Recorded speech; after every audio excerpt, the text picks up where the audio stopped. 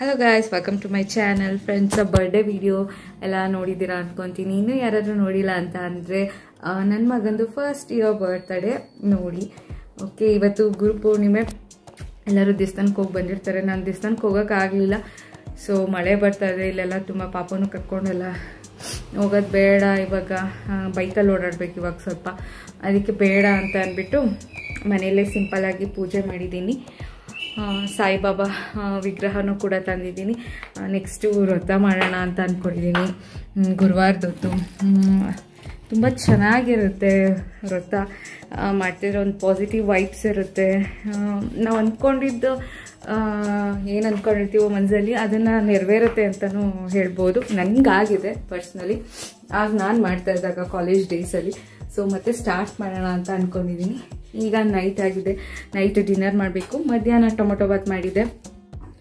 Tomato Baat ಮಾಡಿದ್ನ ಅದು ಸ್ವಲ್ಪ ಇದೆ ಇನ್ನು, ಅದಕ್ಕೆ ಉಪ್ಪಿಟ್ಟು ಮಾಡೋಣ ಅಂದ್ಬಿಟ್ಟು ಮಾಡ್ತಾಯಿದ್ದೀನಿ. ಎಲ್ಲ ಇದು ಕರ್ಬೇವಿನ ಸೊಪ್ಪಿತ್ತು, ಸ್ವಲ್ಪ ಡ್ರೈ ಮಾಡಿಡೋಣ ಅಂತ ಅಂದರೆ ನೀರೆಲ್ಲ ಸೋರ್ಕೊಂಡಿದೆ. ಬಟ್ ಅಂದರೂ ಬೂಸ್ಟ್ ಬಂದುಬಿಡುತ್ತಲ್ಲ, ಸ್ವಲ್ಪ ಹೀಟಲ್ಲಿ ಹಂಗೆ ಫ್ರೈ ಆಗಲಿ ಅಂದ್ಬಿಟ್ಟು ಬಿಟ್ಟಿದ್ದೀನಿ. ರವೆ ಹುರಿದಿಟ್ಟಿರೋ ಬಾಣಲಿಲಿ ರವೆ ಸ್ವಲ್ಪ ಹಿಂಗೆ ಅನ್ಬೇಕಾದ್ರೆ ಜಸ್ಟ್ ಮಿಸ್ಸಲ್ಲಿ ಎಲ್ಲ ಚಲೋ ಆಯಿತು. ಮತ್ತೆ ಒರೆಸ್ಕೊಬೇಕಾಗತ್ತೆ, ಎಲ್ಲ ಒಂದೇ ಸತಿ ಒರೆಸ್ಬಿಡೋಣ ಒಗ್ಗರಣೆ ಹಾಕಿದ್ಮೇಲೆ ಅಂದ್ಬಿಟ್ಟು. ಈಗ ಈರುಳ್ಳಿ, ಸ್ವಲ್ಪ ತರಕಾರಿ, ಹಾಗೆ ರವೆ ಹುರಿದಿಟ್ಟಿದ್ದೀನಿ ಈಗೆಲ್ಲ. ಹಾಗೆ ಇಲ್ಲಿ ಸೌತೆಕಾಯಿ ಎಲ್ಲ ಹಚ್ಚಿಟ್ಟಿದ್ದೀನಿ. ಗಲೀಜಾಗಬಾರ್ದು ಅಂತ ಅಂದ್ಬಿಟ್ಟು ಎಲ್ಲ ತಟ್ಟೆಗೆ ಈರುಳ್ಳಿ ಹಾಕ್ಕೊಂಡಿದ್ದೀನಿ. ರವೆದೊಂದು ಸ್ವಲ್ಪ ಇದಾಗ್ಬಿಡ್ತು, ಅದೊಂದು ಪಟ ಅಂತ ಕ್ಲೀನ್ ಮಾಡ್ಕೊಂಬಿಡ್ಬೇಕು, ಪಟ ಅಂತ. ಈಗ ನಮ್ಮನೇಲಿ ಬರೀ ಪ್ಲೇನ್ ಉಪ್ಪಿಟ್ಟು ಮಾಡಿದ್ರೆ ಯಾರೂ ತಿನ್ನೋದಿಲ್ಲ. ತರಕಾರಿ ಅಥವಾ ಇಲ್ಲ ಸೊಪ್ಪುಗಳನ್ನ ಹಾಕ್ಬಿಟ್ಟು ಮಾಡಿದ್ರೆ ತುಂಬ ಇಷ್ಟಪಟ್ಟು ತಿಂತಾರೆ. ಇವಾಗ ಹೇಗಿದ್ರು ನೈಟ್ ಹೊತ್ತು ಮಳೆ ಬೀಳ್ತಾ ಇರುತ್ತೆ. ಈಗಂತೂ ತುಂಬಾ ಚಳಿ ಮಾತ್ರ. ಬ್ಯಾಂಗ್ಳೂರಲ್ಲಂತೂ ಹೇಳಿದ್ರೆ ಸಿಕ್ಕಾಪಟ್ಟೆ ಗಾಳಿ ಬೀಸುತ್ತಾ. ಆಷಾಢದ್ದು ಎಲ್ಲ ಸಖತ್ತಾಗಿರುತ್ತೆ ಚಳಿಗೆ ಅಂದ್ಬಿಟ್ಟು ಉಪ್ಪಿಟ್ಟು ಮಾಡಿದೆ. ಬೇಗನೂ ಆಗುತ್ತೆ ಅಂದ್ಬಿಟ್ಟು ಟೈಮ್ ಬೇರೆ ಆಗೋಗಿತ್ತು ಪೂಜೆ ಎಲ್ಲ ಮಾಡಿಕೊಂಡು ಮಾಡೋ ಅಷ್ಟೊತ್ತಿಗೆ. ಹಾಗಾಗಿ ಬೇಗ ಉಪ್ಪಿಟ್ಟೆ ಮಾಡೋಣ ಅಂತ ಅಂದ್ಬಿಟ್ಟು ಜಾಸ್ತಿ ಈರುಳ್ಳಿ ಹಾಕಿಬಿಟ್ಟು ದಪ್ಪದ ಈರುಳ್ಳಿನೇ ಹಚ್ಬಿಟ್ಟು ಒಂದೇ ಸತಿ ಬೇಗ ಆಗುತ್ತೆ ಅಂದ್ಬಿಟ್ಟು ಮಾಡ್ತಾಯಿದ್ದೀನಿ. ಇದು ತುಂಬಾ ಚೆನ್ನಾಗಿರುತ್ತೆ ಈ ಥರ ಚಳಿಲಿ ಉಪ್ಪಿಟ್ಟು ತಿನ್ನೋದು ಮಾತ್ರ. ಆವಾಗೆಲ್ಲ ಉಪ್ಪಿಟ್ಟು ಅಂದರೆ ಬೇಜಾರಾಗ್ತಾಯಿತ್ತು. ಆರೋಗ್ಯ ಉಪ್ಪಿಟ್ಟೊಂದು ನಾನು ಈಗಲೂ ತಿನ್ನೋದಿಲ್ಲ. ಬಿಸಿ ಆವಾಗ ಮಾಡಿದ ಉಪ್ಪಿಟ್ಟು ಮಾತ್ರ ನಂಗೆ ತುಂಬ ಇಷ್ಟ ಆಗುತ್ತೆ. ಸಿಕ್ಕಾಪಟ್ಟೆ ಚೆನ್ನಾಗಿ ತಿಂತೀನಿ, ಬಿಸಿಯಾಗಿ ರುಚಿಯಾಗಿ ಚೆನ್ನಾಗಿತ್ತು ಅಂತ ಅಂದರೆ. ಒಗ್ಗರಣೆ ಎಲ್ಲ ಹಾಕಿಬಿಟ್ಟು ಈಗ ತರಕಾರಿ ಎಲ್ಲ ಬೇಯಬೇಕಲ್ಲ, ನೀರು ಎಲ್ಲ ಹಾಕಿಟ್ಟಿದ್ದೀನಿ. ರವೆ ಫಸ್ಟೇ ಹುರ್ಕೊಂಡಿದ್ದೀನಿ, ಸ್ವಲ್ಪ ತುಪ್ಪ ಹಾಕ್ಬಿಟ್ಟು ಹುರ್ಕೊಂಡಿದ್ದೀನಿ. ತುಂಬ ಚೆನ್ನಾಗಿ ಬರುತ್ತೆ ಟೇಸ್ಟು. ಬನ್ಸಿ ರವೆ ತುಪ್ಪ ಹಾಕ್ಬಿಟ್ಟು ಇಟ್ಕೊಳ್ಳಿ, ತುಂಬ ಸಕ್ಕತ್ತಾಗಿರುತ್ತೆ ಟೇಸ್ಟು. ಲಾಸ್ಟಿಗೆ ಕೊತ್ತಂಬರಿ ಸೊಪ್ಪು ಅಂತ ಅಂದ್ಬಿಟ್ಟು ಹಂಗೆ ಹಚ್ಚಿಟ್ಕೊಂಡಿದ್ದೀನಿ. ಈಗ ಅದೇ ರವೆ ಎಲ್ಲ ಚೆಲ್ಬಿಟ್ಟಿದ್ನಲ್ಲ, ಅದಕ್ಕೆ ಎಲ್ಲ ಹಾಕ್ಬಿಟ್ಟು ರವೆನೂ ಎಲ್ಲ ಹುಯ್ದುಬಿಟ್ಟು ನೀಟಾಗಿ ಲಾಸ್ಟಲ್ಲಿ ಒರೆಸ್ಕೊಳ್ಳೋಣ ಅಂದ್ಬಿಟ್ಟು ಇವಾಗಲೇ ಒರೆಸ್ಕೊತಾ ಇದ್ದೀನಿ. ಇನ್ನೇನಾಯ್ತಲ್ಲ ಉಪ್ಪಿಟ್ಟು, ಸ್ವಲ್ಪ ಅರಳಿದ್ರೆ ಮುಗಿಯುತ್ತೆ ಉಪ್ಪಿಟ್ಟು. ಹಾಗೆ ಪಕ್ಕದಲ್ಲಿ ಟೊಮೊಟೊ ಬಾತನ್ನ ಬಿಸಿ ಮಾಡೋಕ್ಕಿಟ್ಟಿದ್ದೀನಿ. ಸ್ವಲ್ಪ ಆಯ್ತಲ್ಲ, ಅದು ಯಾಕೆ ವೇಸ್ಟ್ ಮಾಡೋದು ಅಂತ ಅಂದ್ಬಿಟ್ಟು.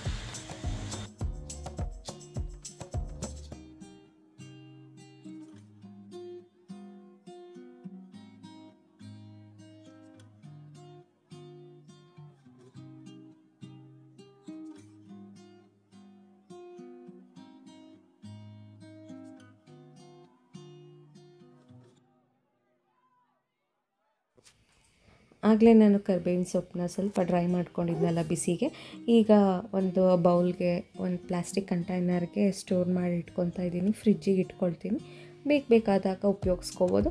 ಇದನ್ನು ಚೆನ್ನಾಗಿ ಡ್ರೈ ಮಾಡಿಬಿಟ್ಟು ಹೀಟಲ್ಲಿ ಬೇಕಾದ್ರೆ ಪುಡಿ ಮಾಡಿ ಮಜ್ಜಿಗೆಗೆ ಇಲ್ಲ ಕರೀಸ್ಗೆ ಎಲ್ಲದಕ್ಕೂ ಯೂಸ್ ಮಾಡ್ಬೋದು. ಚೆನ್ನಾಗಿರುತ್ತೆ, ತುಂಬ ದಿವಸನೂ ಕೂಡ ಬರುತ್ತೆ, ಹಾಗೂ ಮಾಡ್ಬೋದು.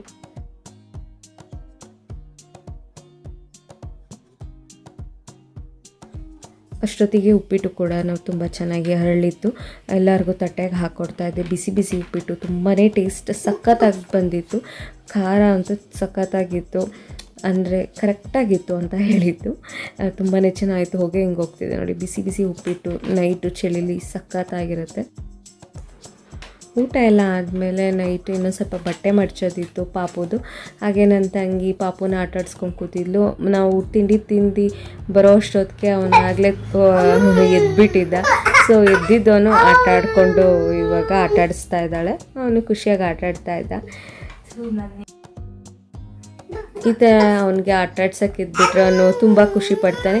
ಇನ್ನೂ ಖುಷಿ ಆಗೋದು ಅಂತ ಅಂದರೆ ಎತ್ಕೊಂಡು ಓಡಾಡಿಸಿದಾಗ ಅವನಿಗೆ ತುಂಬ ಖುಷಿ ಆಗುತ್ತೆ. ಈಗ ವಾಯ್ಸ್ ಓವರಲ್ಲಿ ಮೊಬೈಲ್ ಕೊಡಲಿ ಅಂತ ಅಂದ್ಬಿಟ್ಟು ಅಳ್ತಾ ಇದ್ದಾನೆ. ಅವನು ಅಳ್ತಾನೆ ಅಂತ ಅಂದ್ಬಿಟ್ಟು ಮೊಬೈಲೆಲ್ಲ ಅವನ ಕೈಗಂತೂ ಕೊಡೋದಿಲ್ಲ.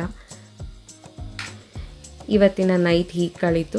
ಅದಾದಮೇಲೆ ನೆಕ್ಸ್ಟ್ ಮಾರ್ನಿಂಗ್ ಇದು ನಮ್ಮ ಮಾರ್ನಿಂಗ್ ಬ್ರೇಕ್ಫಾಸ್ಟ್ ಪ್ರಿಪೇರ್ ಮಾಡ್ತಾಯಿದ್ದೀನಿ.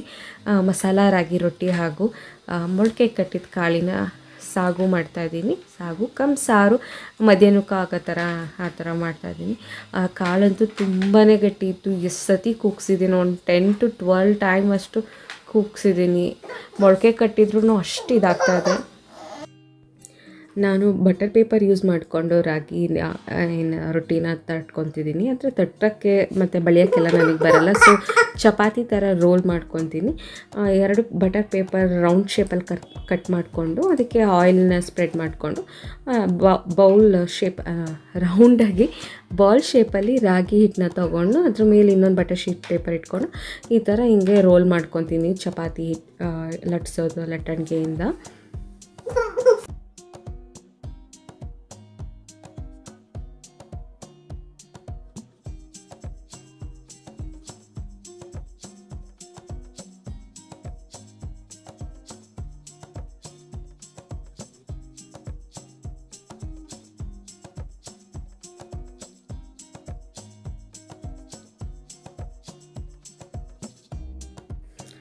ನೀಟಾಗಿ ತೆಳ್ಳಗೆ ಲಟ್ಟಿಸ್ಕೊಂಡಾದಮೇಲೆ ಹೆಂಚಿಗೆ ನಾನು ಸ್ವಲ್ಪ ಎಣ್ಣೆ ಸಾರ್ಕೊತೀನಿ. ಅದಾದಮೇಲೆ ಬಟರ್ ಪೇಪರ್ನ ಸ್ವಲ್ಪ ನಿಧಾನಕ್ಕೆ ತೆಗಿತೀನಿ. ನೋಡಿ ಎಷ್ಟು ತೆಳ್ಳಗೆ ಬಂದಿದೆ, ಪೇಪರ್ ಇದ್ದಂಗೆ ಇದೆ. ಸೊ ಬಟರ್ ಶೀಟ್ ಪೇಪರಿಂದ ಯೂಸ್ ಮಾಡ್ಕೊಂಡು ಮಾಡೋದು ನನಗಂತೂ ಸಿಕ್ಕಾಪಟ್ಟೆ ಈಸಿ ಅನ್ನಿಸ್ತು. ತುಂಬ ತೆಳುಗೂ ಬರುತ್ತೆ ರೊಟ್ಟಿ. ನೋಡಿ ತೆಗ್ದು ಇಷ್ಟು ಹೆಂಚು ಮೇಲೆ ಹಾಕ್ಬೋದು.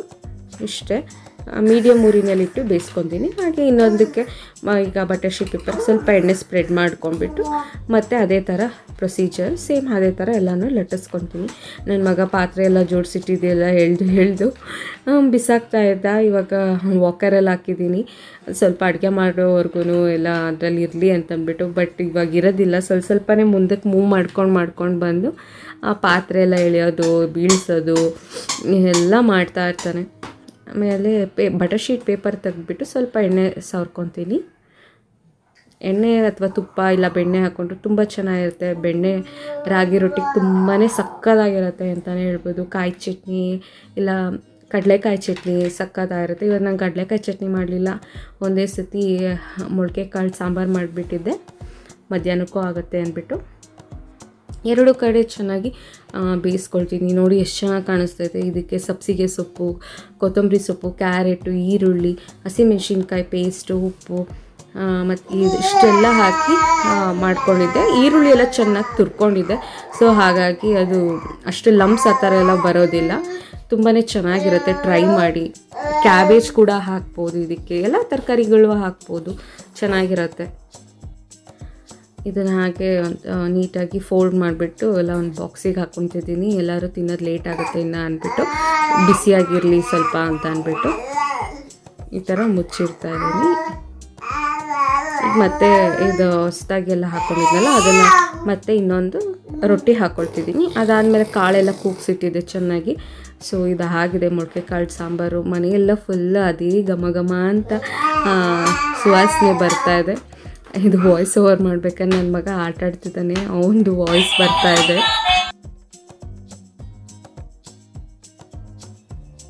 ಸಾಂಬಾರೆಲ್ಲ ಇವಾಗ ರೆಡಿ ಆಗಿದೆ. ಸೊ ಎಲ್ಲರಿಗೂ ಇವಾಗ ಸರ್ವ್ ಮಾಡೋದು. ತಿಂಡಿ ಇವತ್ತಿನ ಬ್ರೇಕ್ಫಾಸ್ಟ್ ಸಿಂಪಲ್ಲಾಗಿ ಈಗ ಆಯಿತು.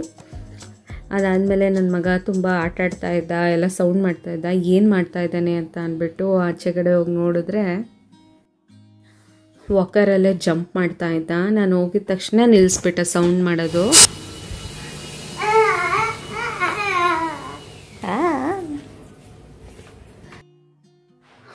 ಸೊ ಫ್ರೆಂಡ್ಸ್, ಇವತ್ತಿನ ವ್ಲಾಗ್ ಇದಾಗಿತ್ತು. ಇದಿಷ್ಟ ಆಗಿದ್ದರೆ ಪ್ಲೀಸ್ ಲೈಕ್ ಮಾಡಿ, ಸಬ್ಸ್ಕ್ರೈಬ್ ಮಾಡಿ, ನನ್ನ ಚಾನಲ್ಗೆ ಕಮೆಂಟ್ ಮಾಡಿ ಅಂತ ಹೇಳ್ತಾ ಈ ವ್ಲಾಗ್ನ ಇಲ್ಲಿಗೆ ಮುಗಿಸ್ತಾ ಇದ್ದೀನಿ. See you on next vlog. Thank you.